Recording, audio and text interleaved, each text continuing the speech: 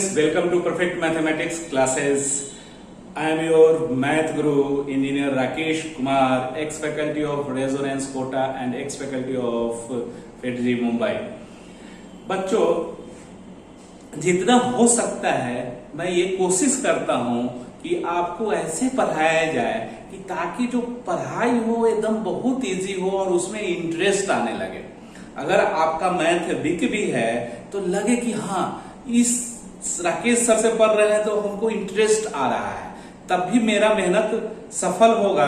Otherwise मेहनत सफल नहीं है। आप लोगों को अगर अच्छे से समझ में आता है और एंजॉय करते हैं लेक्चर को, तो इससे टीचर का खुशी दुगना हो जाता है, दुगना क्या चौगुना हो जाता है, और हम लोग उसको व्यक्त नहीं कर सकते हैं।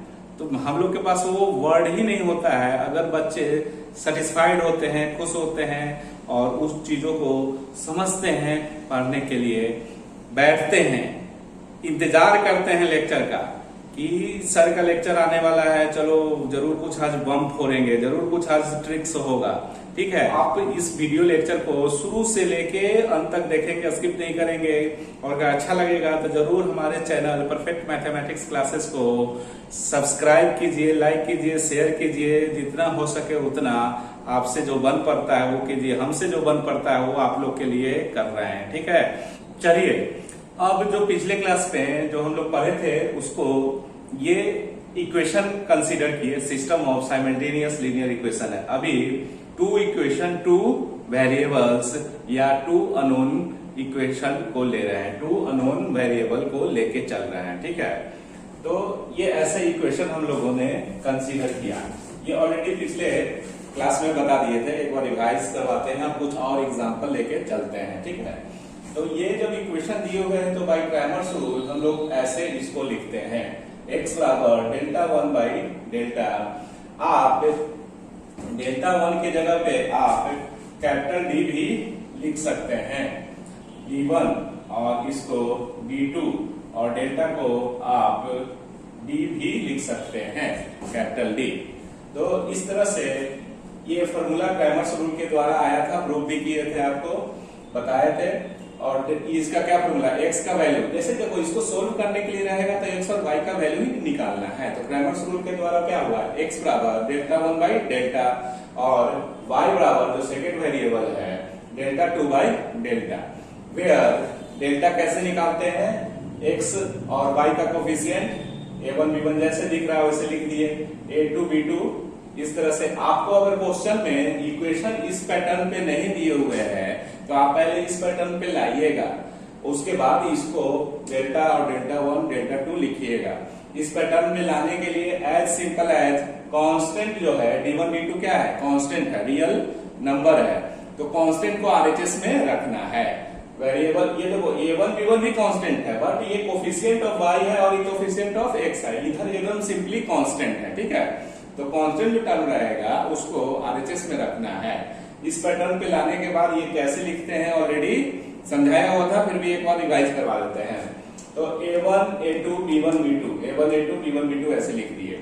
अब डेल्टा वन कैसे लिखाता है, ये फर्स्ट वन है तो इसको a1 a2 को रिप्लेस कर दो ये कांस्टेंट d1 और d2 से, तो इसको रिप्लेस कर देंगे तो d1 d2 आ जाएगा, और b1 b2 को एज इट इज लिख देना है।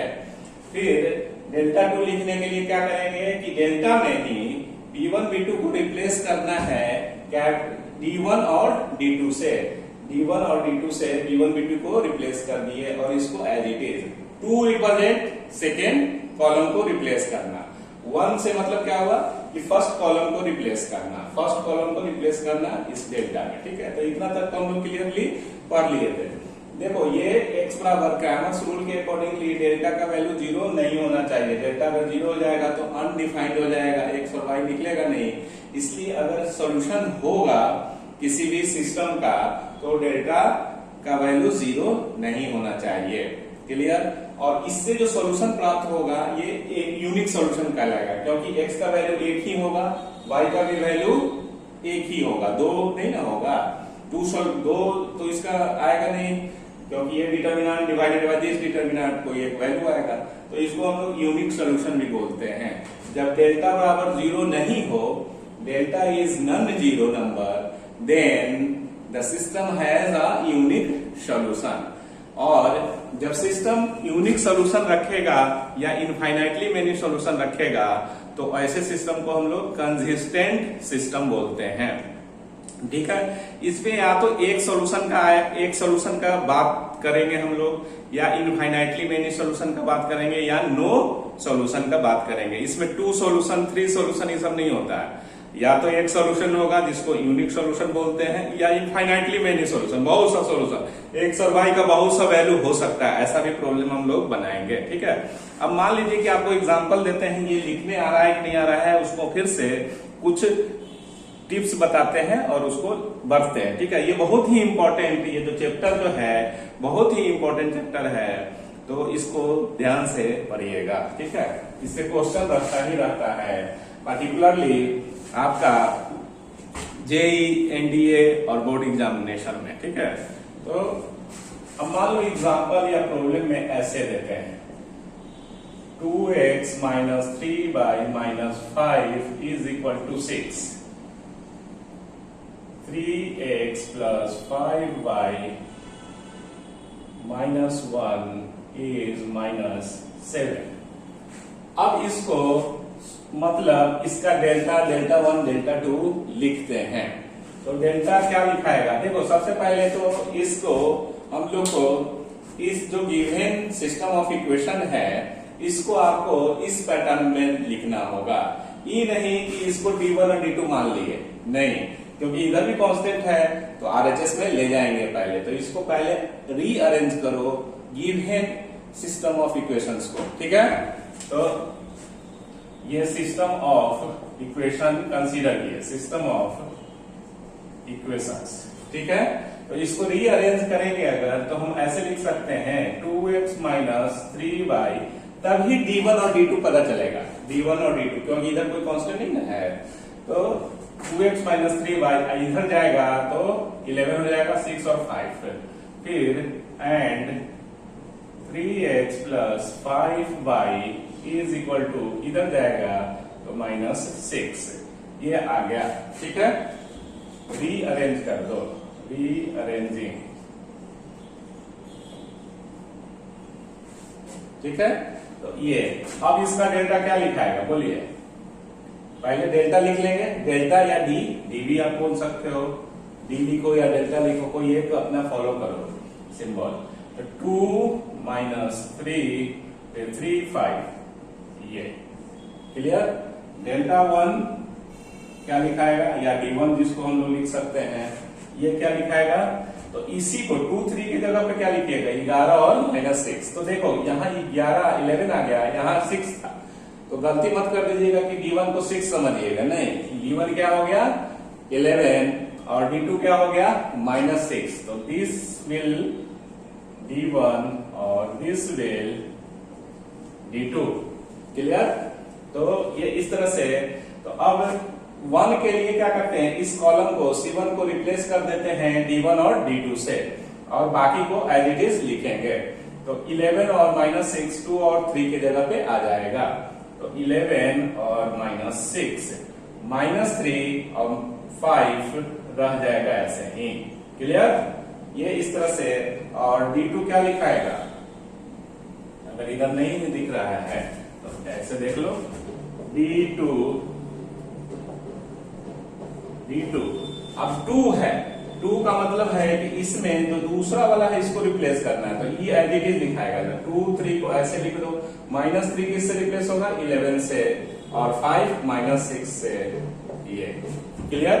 तो आपको डेल्टा 1 डेल्टा 2 ये सब लिखने आ गया, और आपको क्रेमर्स रूल लगा के एक्स वाई का वैल्यू निकाल लेंगे और इससे सॉल्यूशन जो मिलेगा वही इसका आंसर हो जाएगा। मतलब जो solve the following system of equation में एक्स और वाई का वैल्यू निकालना होता है। ठीक है, तो इतना तक आप सब में मेन यही है, लिखने के लिए आना चाहिए कि ये डेल्टा 1 डेल्टा 2 कैसे लिखते हैं। कुछ प्रॉब्लम बनाते हैं और उसके बाद फिर हम लोग आगे बढ़ेंगे। ठीक है, कि अगर मान लीजिए कि डेल्टा 0 अगर हो गया तो क्या क्या सोल्यूशन लिखाएगा, कैसे आगे बढ़ेंगे, है ना। क्योंकि ये फॉर्मूला तभी लगेगा जब डेल्टा जीरो नहीं हो। Delta should not be equal to zero, delta is non zero होगा तभी ये क्रैमर्स रूल का ये फॉर्मूला लगेगा यूनिक सोल्यूशन वाला। ठीक है, तो ये इस तरह से ये हो गया। तो एक्स और वाई निकल जाएगा ना जी। एक्स बराबर डेल्टा वन का वैल्यू इवेल्युएट कर लो और इसको इवेल्युएट करके और ये वैल्यू फॉर्मूला में डाल दो। ठीक है, तो इतना कॉपी कीजिए, आगे बढ़ते हैं। चलो बच्चों, अब ये प्रॉब्लम को हम लोग सोल्व करते हैं। ठीक है, solve the following system of equations bye Cramer's rule. देखो ये लिख देगा बाय क्रैमर्स रूल या बाय डिटरमिनेंट मेथड। यही सेम प्रॉब्लम को आपको जो रहेगा वो बाय मैट्रिक्स मेथड भी रहेगा, जो कि सीबीएसई बोर्ड में मैट्रिक्स मेथड से ही सोल्व करना है। इस क्रैमर्स रूल को सीबीएसई ने हटा दिया है। ठीक है, चलो अब इसको सोल्व करते हैं।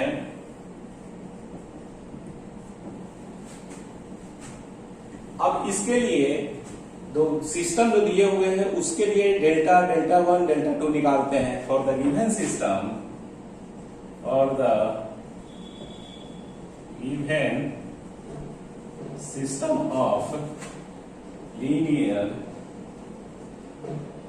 ऑफ लीनियर इक्वेशंस, लीनियर ही रहेगा।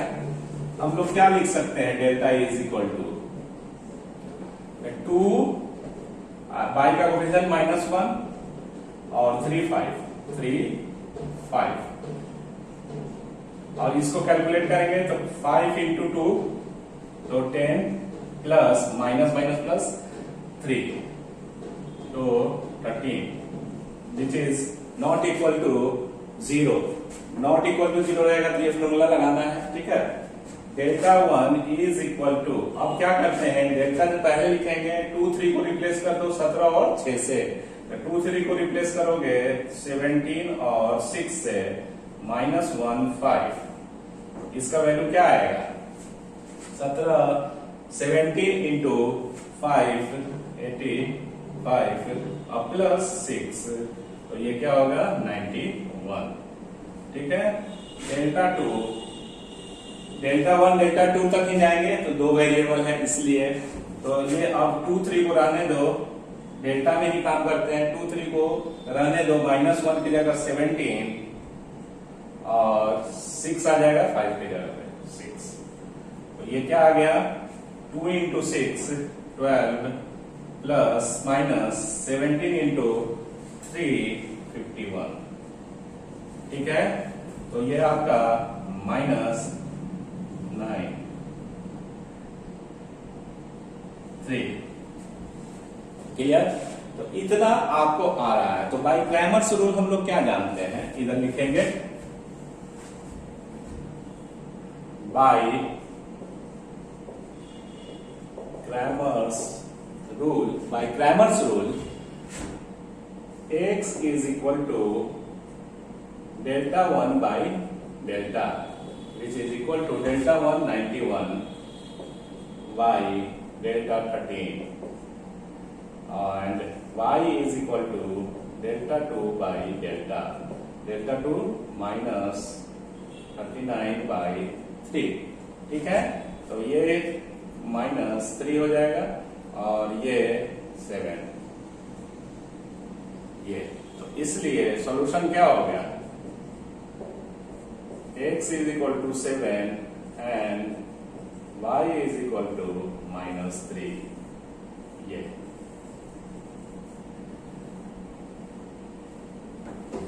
तो ये आपका क्रैमर्स रूल के द्वारा इस तरह से प्रॉब्लम बनाया जाता है 2 वेरिएबल्स वाला। ठीक है, और कुछ प्रॉब्लम बनाते हैं, देखते हैं कि क्या आता है। ठीक है, अब प्रॉब्लम नंबर 2 को सोल्व करते हैं और देखते हैं कि इसका सॉल्यूशन कैसे आता है और क्या होगा। ठीक है, तो for the given system of linear equation हम लोग डेल्टा क्या लिखेंगे? डेल्टा को क्या लिखेंगे बोलिए? डेल्टा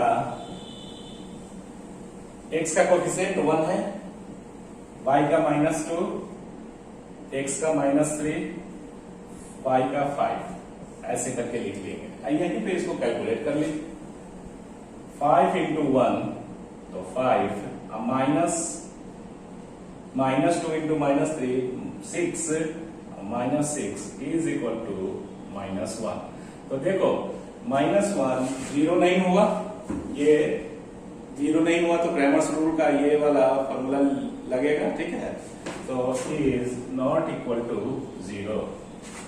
घबराना नहीं है, ये जब 0 हो जाएगा तो भी प्रॉब्लम बताएंगे, उसके लिए कुछ इसके बाद थ्योरी पढ़ लेंगे, उसके बाद फिर उस टाइप का भी प्रॉब्लम डिस्कस करेंगे। डेल्टा वन क्या करते हैं, किसको रिप्लेस करते हैं, डेल्टा वाला में से ये जो फर्स्ट कॉलम जो है उसको रिप्लेस कर देते हैं D1 और D2 से। तो 1 की जगह 4 आएगा, -3 की जगह -7 आ जाएगा, और ये एज इट इज दिखाएगा। क्लियर, इसको कैलकुलेट करो, 20 और -14 तो ये 6।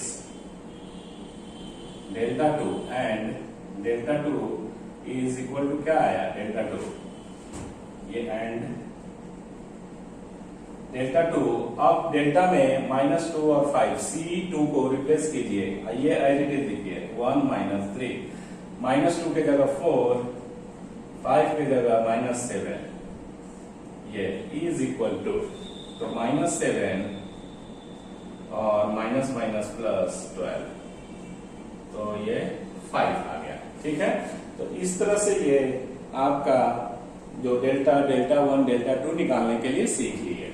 बाय क्रैमर्स रूल x बराबर ये फॉर्मूला होता है डेल्टा 1 बाई, हमेशा डेल्टा नीचे रहेगा इस फॉर्मूला में याद रखने के लिए, ठीक है। x के लिए 1 डेल्टा 1 यूज कीजिएगा और y के लिए डेल्टा 2, अब y ये नीचे हमेशा रहेगा इसमें, ठीक है। तो ये याद रखने के लिए डेल्टा 1 का value 6 divide -1 is equal to -6, इसका वैल्यू डेल्टा 2 का वैल्यू 5 डिवाइडेड बाय -1 तो -5। तो आंसर x क्या हो गया, -6 और -5 इज आंसर। तो ये 2 वेरिएबल वाला बनाने के लिए सीख लिए हैं। अब इससे रिलेटेड जो थ्योरी है, थ्योरम जो है, और इससे रिलेटेड जो कंसेप्ट है कि जब डेल्टा 0 हो जाएगा तो क्या क्या सॉल्यूशन होगा उसको स्टडी करते हैं, ठीक है। तो इतना जरूर स्क्रीनशॉट लीजिए और अच्छे से नोटबुक में लिखिए। जो नए स्टूडेंट हैं, ठीक है, उनके लिए एक सजेशन है, जो नए स्टूडेंट जुड़ना चाहते हैं या जुड़े हैं, वो अगर मोबाइल ऐप नहीं डाउनलोड किए हैं तो बहुत बेवकूफी वाला काम कर रहे हैं, ठीक है। YouTube में आपको रियल टाइम में वीडियो नहीं मिलेगा, ठीक है। YouTube में आप खोजते रह जाएंगे तो बहुत सा वीडियो मिसिंग रहेगा, ठीक है। तो वो मोबाइल ऐप के द्वारा ही आपको दिया जा रहा है। टेस्ट भी होगा, वो YouTube से तो टेस्ट होगा नहीं। अब पढ़ के क्या करेंगे जब टेस्ट ही नहीं देंगे, जब अपना नंबर ही नहीं जानेंगे कि हम कितना अच्छा से पढ़ रहे हैं, क्या है, तो कोई बेनिफिट तो होगा नहीं। तो इसलिए देर मत कीजिए, परफेक्ट मैथमेटिक्स क्लासेस का प्ले स्टोर से जाके आप स्मार्ट स्टूडेंट के नाम से जो ऐप है उसको डाउनलोड कर लीजिए। अगर दिक्कत होता है तो आप दिए हुए नंबर, जो वीडियो होता है वो दिए हुए नंबर पे जरूर संपर्क कीजिए, ठीक है। आपको सब गाइडलाइंस दिया जाएगा। अब लेट नहीं करना है, जल्दी से जल्दी पढ़ाई शुरू कर देना है। जो बच्चे हमसे जुड़े हुए हैं उनकी पढ़ाई तो देखिए चालू ही है, तो इस तरह से लेट करने से कोई बेनिफिट है नहीं, ठीक है। आपका नुकसान होगा। समय एक बार जब चल जाता है तो दोबारा वापस नहीं आता है। पेशेंस रखना है, पेशेंस तो रखना ही, हम ये नहीं कर रहे हैं कि इम्पेशेंट हो जाना है। पेशेंस रखते हुए, सुरक्षित अपने आप को रखते हुए पढ़ाई करना है, ठीक है। अब हम लोग इस सेक्शन में कंडीशन ऑफ कंसिस्टेंसी को पढ़ते हैं, ठीक है। तो पहला जो 2 वेरिएबल्स को लेके चल रहे हैं, 2 इक्वेशन, 2 वेरिएबल या 2 अननोन जो है उसको हम लोग कंसीडर कर रहे हैं, ठीक है। तो क्या क्या पॉइंट्स होगा उसको पढ़ते हैं, ठीक है। तो फर्स्ट में जो फर्स्ट पॉइंट है, if delta is not equal to 0, जब डेल्टा 0 नहीं होगा तो ऑलरेडी उससे क्रैमर्स रूल से प्रॉब्लम बनाए हैं। तो ऐसी स्थिति में हम लोग को ए को सोल्यूशन मिल जाएगा ना, x का वैल्यू और y का वैल्यू मिल जाएगा। Then the given system of linear equations L dot E linear equations लिखा हुआ, ठीक है। Then the given system of linear equation is consistent and having a unique solution given by Cramer's rule। और Cramer's rule क्या था? x is equal to delta 1 by delta and y is equal to delta 2 by delta। तो ये आपका formula already पढ़ चुके थे। तो इस एक पॉइंट, पहला पॉइंट में ये क्या आया कि जब डेल्टा का वैल्यू जीरो नहीं होगा, नन जीरो होगा, तो सिस्टम कंसिस्टेंट कहलाएगा। सिस्टम कंसिस्टेंट कब कहलाता है? जब या तो यूनिक सोल्यूशन हो या इनफाइनाइटली मेनी सोल्यूशन हो। सोल्यूशन अगर हो गया तो सिस्टम कंसिस्टेंट कहलाएगा। जैसे बच्चा पास हो गया, फर्स्ट क्लास हुआ या नहीं हुआ, सेकंड क्लास हुआ है, उससे कोई मतलब नहीं, पास हो गया, ठीक है। तो पास हो गया तो लोग बोलेंगे कंसिस्टेंट, चलो ठीक है, कंसिस्टेंट तो है, कम से कम उसका ईयर गैप तो नहीं हो रहा है ना, वो आगे बढ़ते जा रहा है, तो वो कंसिस्टेंट सिस्टम, ठीक है। कि कंसिस्टेंट सिस्टम कम से कम यूनिक सोल्यूशन होना चाहिए। कोई अगर सोल्यूशन उसका हो जाता है, उसका वैल्यू अगर हम लोग निकाल पाते हैं, तो समझिए कि ऐसे सिस्टम को कंसिस्टेंट सिस्टम बोला जाता है, ठीक है। अब डेल्टा जीरो अगर होता है तो क्या क्या पॉसिबिलिटी होगा? डेल्टा जीरो अगर होता है तो क्या पॉसिबिलिटी होगा, ठीक है। Second, if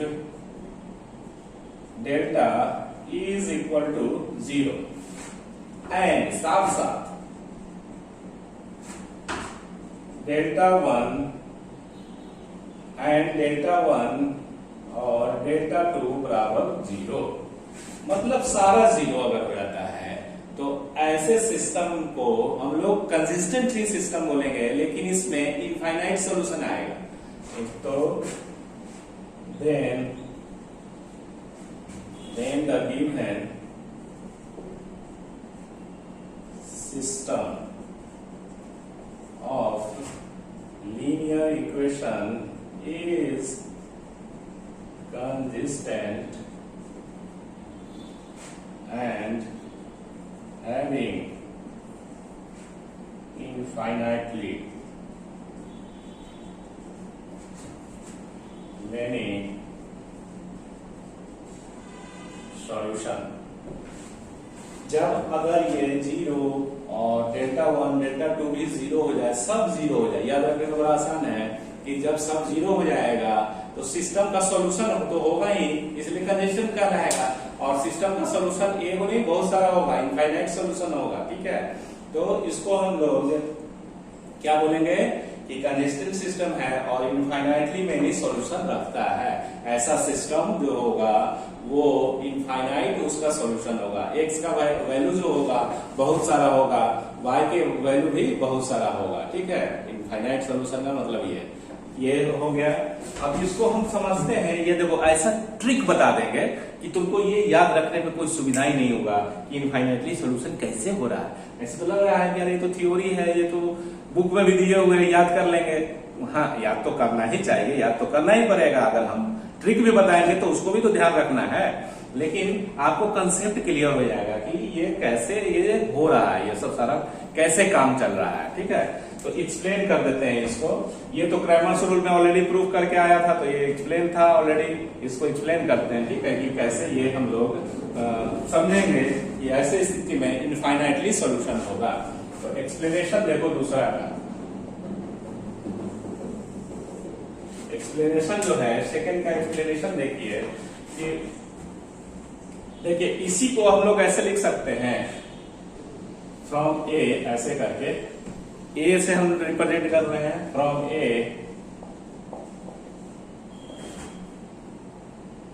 x into delta is delta 1 and x into delta बराबर delta 1 and y into delta 2 y into delta is equal to delta two cross multiplication, तो उसको ऐसे लिख सकते हैं, ठीक है।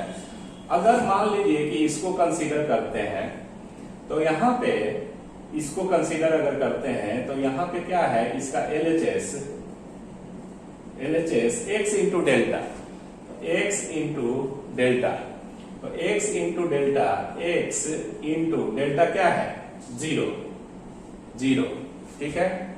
तो x का कोई भी वैल्यू लोगे, इनफाइनाइट सॉल्यूशन, मतलब x का वैल्यू 1 लो, 2 लो, 3 लो, कुछ भी अगर लेते हैं तो ये क्या आएगा, 0 ही आएगा। Any number into 0, clear. अगर हम इसी का RHS कंसीडर करते हैं, RHS क्या है इसमें, डेल्टा 1, और डेल्टा 1 भी बोलता है कि 0 अगर होगा तो ये 0, तो LHS बराबर RHS, LHS is equal to RHS। तो जब LHS और RHS बराबर हो गया, इसका मतलब क्या है कि x का किसी भी वैल्यू के लिए कोई भी वैल्यू लेंगे तो LHS और RHS बराबर आ रहा है। कोई भी x का वैल्यू लो तो LHS 0 होगा, अभी इज इक्वल टू RHS, क्योंकि ये गिवन कंडीशन है। तो इसका मतलब LHS बराबर RHS, x के किसी भी वैल्यू के लिए कोई भी वैल्यू ले रहे हैं तो LHS बराबर RHS हो रहा है। तो x का क्या वैल्यू आएगा, इनफाइनाइट सॉल्यूशन आएगा ना, x का बहुत सारा वैल्यू आएगा। उसी तरह से इसको भी वैसे ही समझना है। देखो बहुत अच्छा ही टेक्निक समझा दे रहे हैं, बुक में नहीं दिए हुए ये वाला, इसलिए इसको समझिए। अब इसका LHS लीजिए, इसका LHS ये है, तो y इंटू डेल्टा, तो y इंटू डेल्टा क्या बोलता है इस कंडीशन में कि 0 लो, अगर 0 होता है तो 0, it means that if y का वैल्यू अगर कुछ भी लेते हैं, एनी नंबर, तो क्या होगा, एनी नंबर इंटू 0, ठीक है। RHS आपका क्या दिया हुआ है, डेल्टा 2 का वैल्यू क्या है, 0 है, 0, या डेल्टा 2 लिखो पहले, विच इज इक्वल टू क्या हो गया, 0 दिए हुए है ऑलरेडी कि ऐसा कंडीशन होगा, ठीक है, 0। तो यहां पे भी LHS और RHS इक्वल हो रहा है, तो y के किसी भी वैल्यू के लिए LHS 0 होगा, which is equal to RHS, तो y का भी इनफाइनाइट सोल्यूशन होगा, तो इसलिए x का इनफाइनाइट सोल्यूशन, y का इनफाइनाइट सोल्यूशन, मतलब x के किसी भी वैल्यू के लिए कोई भी वैल्यू दो बाबू, कोई भी वैल्यू मन में सोल्व, 1 लाख इंटू 0, और RHS भी 0। RHS आप बोलोगे कि 0 कैसे आया, तो ये ऑलरेडी कंडीशन लेके चल रहे हैं कि ऐसा अगर कंडीशन होगा, सिचुएशन होगा, तो इनफाइनाइटली मेनी सॉल्यूशन प्राप्त होगा, ठीक है। तो आपका डेल्टा 1 भी 0 है, तो LHS बराबर RHS आया, 0 इज इक्वल टू 0, तो x के किस वैल्यू के लिए 0 आया, x के किसी भी वैल्यू के लिए 0 हो रहा है LHS, which is equal to RHS। तो x का कोई भी वैल्यू होगा, कोई भी रियल नंबर होगा, ठीक है। y का किस वैल्यू के लिए LHS 0 आ रहा है, y के किसी भी रियल नंबर के लिए 0 आएगा, ठीक है। तो which is equal to LHS is equal to RHS, तो इसका मतलब हो गया कि x और y का कोई भी वैल्यू, कोई भी रियल नंबर इसको थ्योरम को सेटिस्फाइड कर रहा है। तो it means that the given system of linear equation has infinitely many solutions. तो यहां पे नोट में लिख देते हैं, here any real numbers of x and y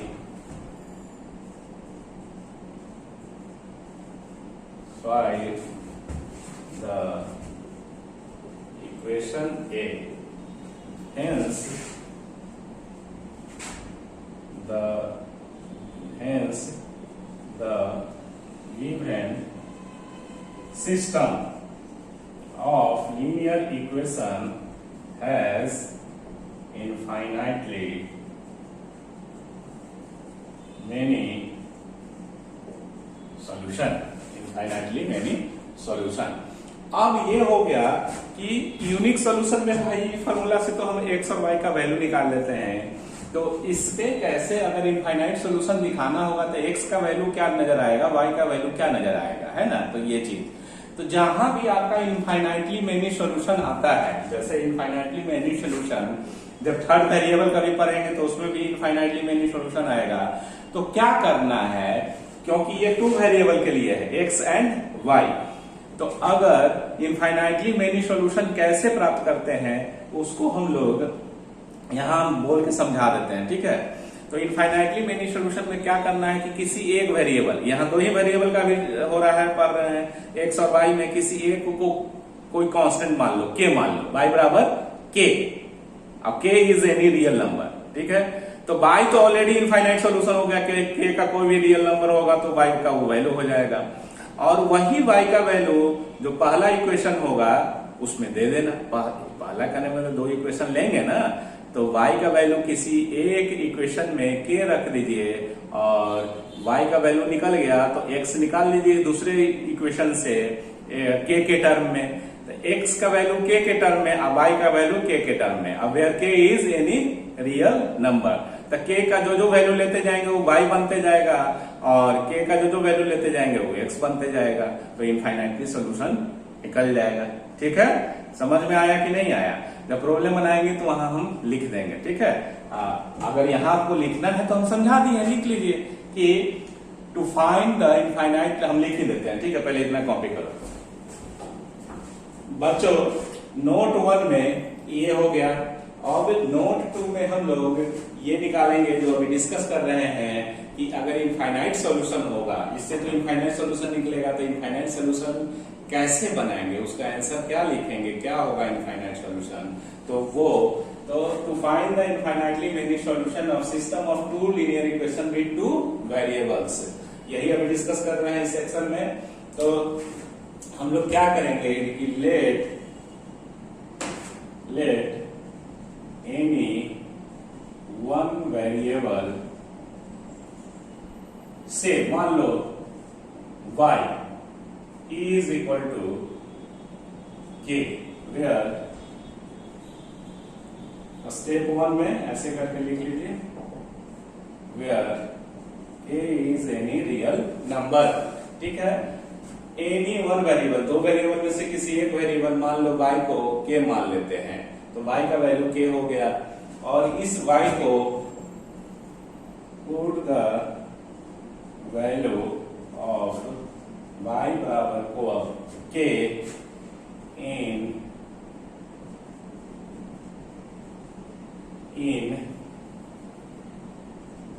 any one of the given equations, any one of the given equations. कहने का meaning ये हुआ कि y का वैल्यू k ले लिए, दो को इक्वेशन रहेगा तो किसी एक में y का वैल्यू k पुट करके x का वैल्यू निकाल लो, which is in terms of k होगा, of then we get the values of x in terms of k, clear. तो के मानिए, टी मानिए, कोई भी एक कांस्टेंट, रियल कांस्टेंट मान लीजिए और उसको उसके टर्म में शो कर दीजिए, दिखा दीजिए, इसमें कोई ये नहीं है। मान लो जनरली बुक में अगर के लिखा हुआ है तो के मान के चलो, नहीं तो लगेगा कि हम टी लिख दिया, अरे सर टी लिखा हुआ है तो टी मिल ही नहीं रहा है, कोई भी कांस्टेंट मान लीजिए, ठीक है। और उसको y को अगर हम के मानते हैं तो y का वैल्यू किसी एक इक्वेशन, चूंकि दो इक्वेशन का बात हो रहा है, किसी एक इक्वेशन में उस y का वैल्यू y बराबर k पुट कर दो और उससे x निकल जाएगा k के टर्म्स में, ठीक है। तो x बराबर k के टर्म्स में हो गया, ठीक है। तो k का जैसे जैसे वैल्यू जो रखेंगे, मान लो रियल नंबर है तो रियल नंबर कुछ भी हो सकता है, k का वैल्यू 1 रखे तो y बराबर 1, k का वैल्यू 2 रखे तो y बराबर 2, k का वैल्यू 2/3 रखे तो y बराबर 2/3, k का वैल्यू -5/2 रखे तो y बराबर -5/2। तो बहुत सा सॉल्यूशन हो रहा है ना y का, उसी तरह से x का भी होगा, क्योंकि x भी k के टर्म में आएगा, क्योंकि y बराबर k रखना है। तो इस तरह से इनफाइनाइटली सॉल्यूशन को निकालने का यही तरीका है दो वेरिएबल वगैरह में, है ना।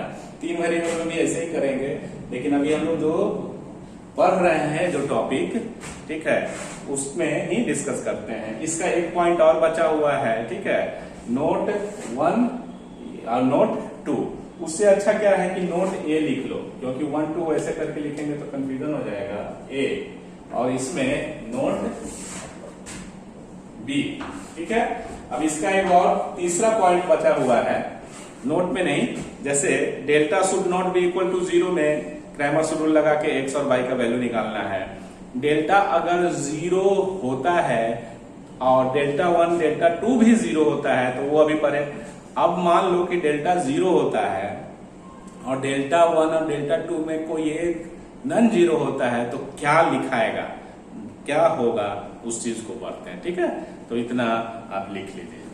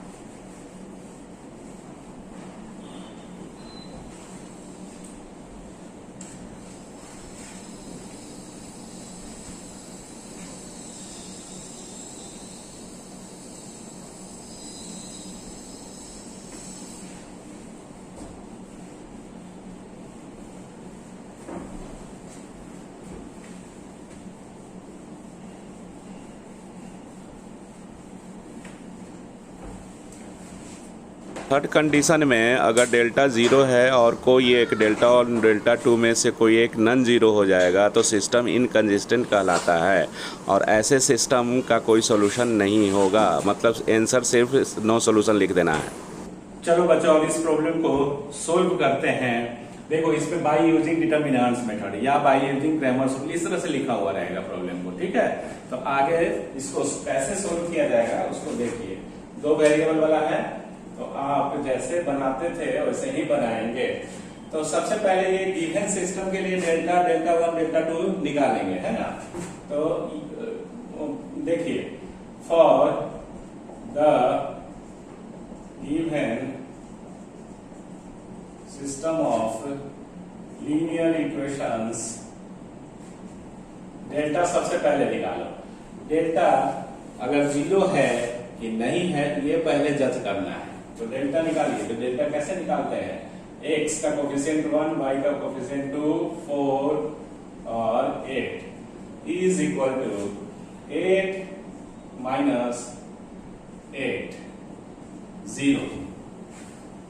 अब डेल्टा 0 हो गया तो आपको आगे डेल्टा 1 और डेल्टा 2 भी निकाल के देखना होगा कि उसका कंडीशन कैसा है, वो नॉन 0 है या क्या है। उसी के अकॉर्डिंगली हम लोग लिखेंगे और आगे प्रॉब्लम को बनाएंगे। तो डेल्टा 1 इसका देखिए क्या आता है। डेल्टा 1 1 और 4 को रिप्लेस कर दीजिए 3 और 12 से, 3 और 12 से, ई एज इट इज रह जाएगा। तो 24 माइनस 24 0 एंड डेल्टा 2 निकालते हैं। तो डेल्टा 2 इसमें से, इसी में से ये कंसीडर करना है, रिप्लेस करना है। तो 1 4 को छोड़ दो, 2 वाला में 2 को रिप्लेस करते हैं, 1 और 4, 2 और 8 को रिप्लेस कर देंगे 3 और 12 से, ऐसे। तो ये 12 इंटू 12, 12 माइनस 12 0, इसमें सब 0 आ गया। Here delta 1 is 0 and delta 1 भी 0 है और डेल्टा 2 भी 0 है।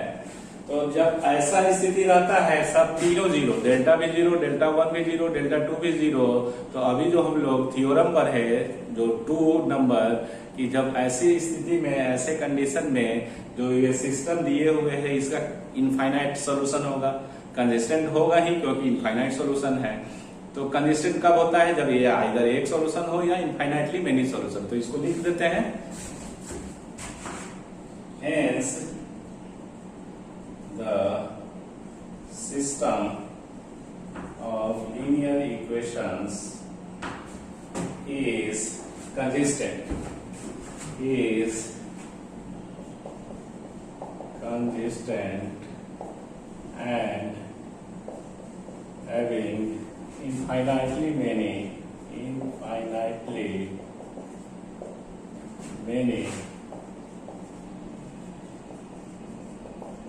solution।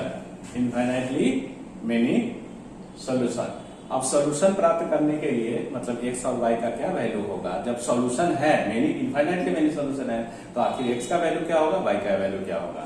तो क्या करते हैं, टू फाइंड द सॉल्यूशन हम लोग ले अपने मन से y बराबर k मान लीजिए, where k is any real number. ठीक है, k is any real number.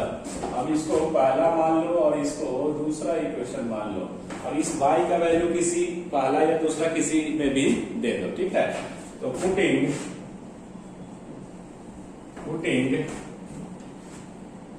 y is equal to k in equation 1 we get. तो आपको y बराबर के इक्वेशन 1 में लेंगे तो x plus 2k is equal to 3। y का वैल्यू अब एक वेरिएबल में आ गया, k भी कांस्टेंट है, रियल नंबर मतलब कांस्टेंट है, तो इसलिए x का वैल्यू क्या आ गया, 3 माइनस 2k।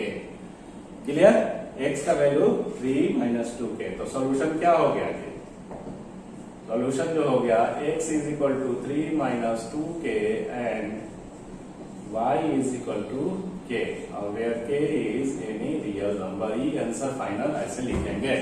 समझ में आ रहा है?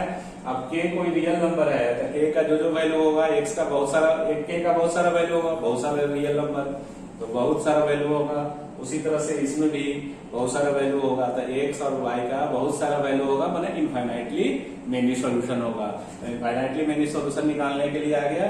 क्लियर, दूसरा नंबर में डिवाइड नहीं करना है, जैसे रखना है ना कि 4 से डिवाइड कर देंगे तो यही आ जाएगा। जैसा दिए हुए इक्वेशन उसी के हिसाब से ऐसे बनाते हैं, नहीं तो आपको लगेगा कि अगर 4 से डिवाइड कर देंगे तो यही इक्वेशन बन जाएगा, है ना, सेम ही इक्वेशन है। तो ऐसे नहीं, जो दिए हुए उसी को हम लोग को जजमेंट देना है कि इक्वेशन कैसा है, दो इक्वेशन। क्लियर, तो इस तरह से आपका इनफाइनाइटली मेनी सॉल्यूशन आ गया। अब दूसरा प्रॉब्लम बनाते हैं। चलो बच्चों, अब इस प्रॉब्लम को हम लोग सोल्व करते हैं, देखते हैं कि इसमें क्या ट्विस्ट आता है ना। तो ये क्या है कि इनकंसिस्टेंट प्रॉब्लम जो है इनकंसिस्टेंट प्रूव करना है। ठीक है, तो सबसे पहले आप क्या निकालते हैं, फॉर द गिवन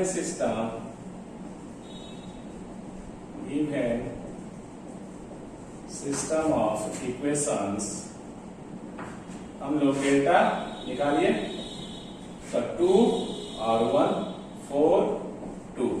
इसका पोजीशन देखिए कि क्या आता है, क्या वैल्यू आता है, 4 माइनस 4 0। ये तो 0 जब डेल्टा का वैल्यू 0 आएगा तो इससे दो पॉइंट होता है, या तो इनफाइनाइटली मेनी सॉल्यूशन वाला आएगा, नहीं तो नो सॉल्यूशन आएगा, है ना। यही दो चीज में उभर के सामने आता है। जब डेल्टा 0 हो गया तो 2 पॉइंट इसमें आता है कि या तो इनफाइनाइटली मेनी सॉल्यूशन, नहीं तो no solution. Infinitely many solution delta 0 के अलावा डेल्टा 1 डेल्टा 2 भी 0 होगा, तब इनफाइनाइटली मेनी सॉल्यूशन, और नहीं तो डेल्टा 1 और डेल्टा 2 में से कोई एक नॉन 0 हो गया तो नो सॉल्यूशन। तो डेल्टा 1 देखो, डेल्टा 1 2 और 4 को रिप्लेस कर दीजिए 3 5 से, 3 5, और इसको एज इट इज लिखिए, तो ये कितना आया 6। -5 1 this is non zero.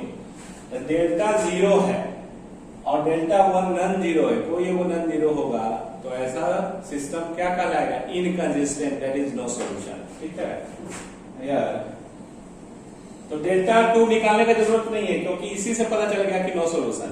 Delta 1 भी अगर जीरो होता तब डेल्टा 2 निकालते, क्योंकि उसमें देखते कि डेल्टा 2 क्या आ रहा है ना। तो इसलिए यहीं पे क्या हो गया कि नॉन जीरो आ गया। तो कोई ये वो अगर डेल्टा 1 और डेल्टा 2 अगर ये जीरो है, डेल्टा जीरो है, आपको ये वो डेल्टा 1 या डेल्टा 2 नॉन जीरो हो गया तो सिस्टम इनकंसिस्टेंट होगा, है ना। Here delta is equal to zero and delta 1 is not equal to zero, क्योंकि एक वैल्यू आ रहा है 1 है, तो हेंस ऐसा सिस्टम कोई सॉल्यूशन नहीं रखता है। हेंस द गिवन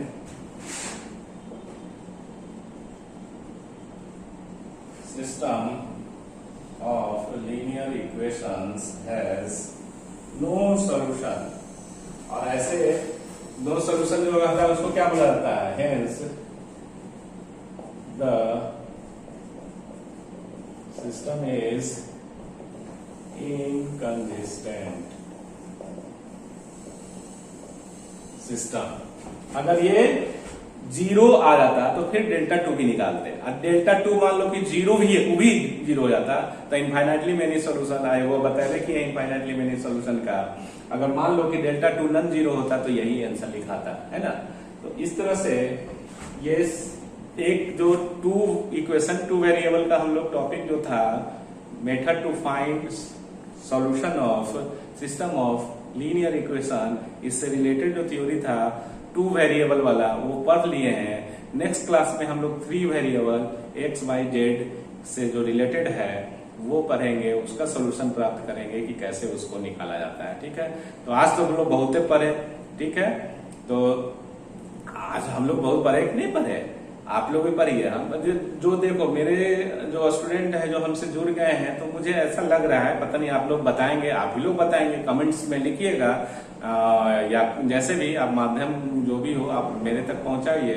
तो मुझे ऐसा लग रहा है कि आप लोग पूरा जो ऑनलाइन क्लासेस जो हम डिलीवर्ड कर रहे हैं वो पूरा शुरू से लेकर अंत तक नहीं देखते हैं, ऐसा मुझे अनुभव हो रहा है। पता नहीं आप देखिए कि क्या है नहीं है। ठीक है, तो आज तो हम लोग बहुत पूरे पढ़े। आज के लिए इतना ही। थैंक यू, धन्यवाद, टेक केयर।